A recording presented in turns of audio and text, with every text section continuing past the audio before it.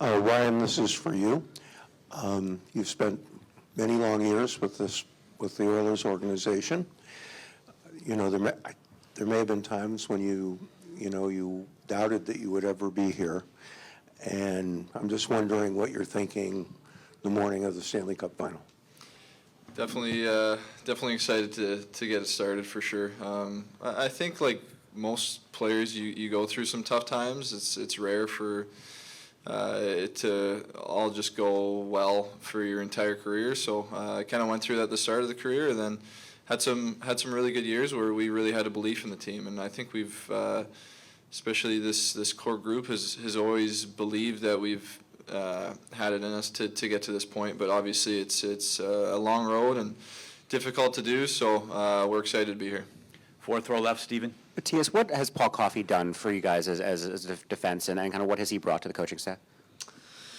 I think he's brought a mindset first and foremost where he wants us to move the puck and not just flip it out, and I think that goes a long way sometimes, just hearing that from your coach.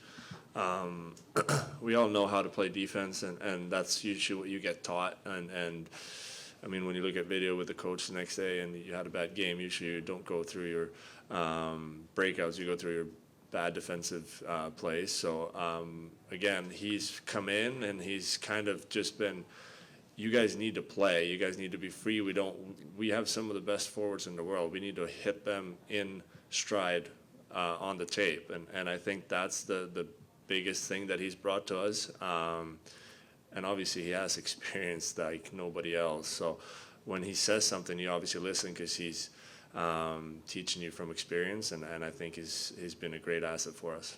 Front left, Sean. Ryan, you've played a lot against Corey Perry in your career, and I'm just curious now, having him in your room and seeing him play for your team, maybe what you appreciate that you didn't before. Well, I mean, I think like you said, I've played against him for many years now, especially when I first came in. He was on a really good team, always tough to play against. Could score at will. You definitely think of him as a goal scorer, but I mean, how hard he plays is something that we see on a day-to-day basis, and how hard he works, and his puck protection is at an elite level still at this point. So he's a great leader for us, and a lot easier to have on your team than to have to play against, for sure. Back left, Josh. This is for either of you guys. Zach Hyman yesterday called George Mumford their secret weapon. What has he meant to this group since he's been with you guys?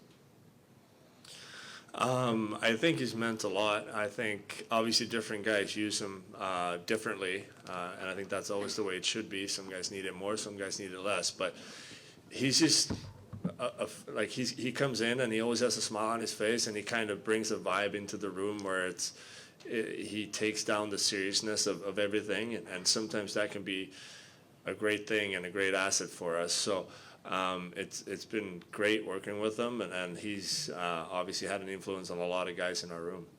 Second row right, Derek. Hi, Mattias. There's 5 guys here that have played in finals on your team, I guess, and getting a second chance, sometimes that doesn't happen. I just want to ask you about getting this second opportunity at a final. How do you kind of approach it, and what do you have to do to kind of make the outcome different this time around? Yeah, I mean, definitely not taking it for granted at this point in my career, but super happy to be back and excited. And I think just what comes back, I wouldn't say I have any regrets with the 17 final, but at the same time, you're trying to make everything out of this one because you never know if it's your last one. And I'm not getting any younger. So just kind of what I said there, it's like I'm trying to prepare as good as I can to make sure at puck drop tonight and going forward, I'll be at my best and then make sure. I mean, at the end of the day, they have a great team too. It's going to come down to margins that are probably so small and the bounces here and there, and that's just something you got to live with. That's hockey.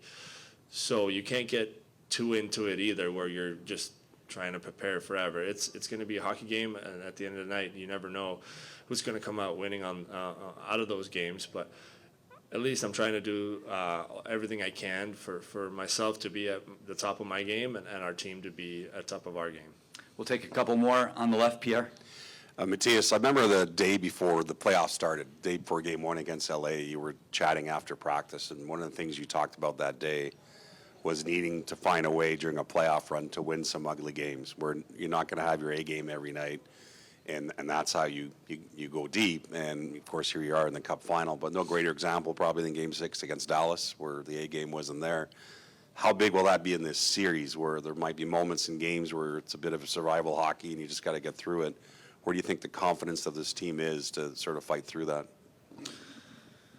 Yeah, I mean, I can only answer for myself, but I think it should be at an all-time high after that Game 6. It wasn't the prettiest of games, but we dug it out, and again, like we can't expect to outscore every opponent in the playoffs when you go on a deep run. It's just not going to happen. It's just too good of a league and too good of teams that we're playing against. So it's been encouraging. I think there was one game against the LA series. We won 1-0. I'm not saying we shouldn't have won that one, but we weren't better than them. We just kind of grinded it out, and sometimes that's just going to have to be the case. And I think that if you look back at, I've only been here for two runs, but I thought last year we were a little fragile with that. We couldn't hold that down, so to speak. Like we would go up 1 or 2-0 in the second, and then we kind of just let them come at us and they would score. Like now I feel like we've reached a level of understanding of that, okay, maybe for the next 5 minutes, for the next 10 minutes, for the next period, I'm just going to have to stay on the right side of things, make sure the shots are coming from the outside, make sure our goaltender sees every puck,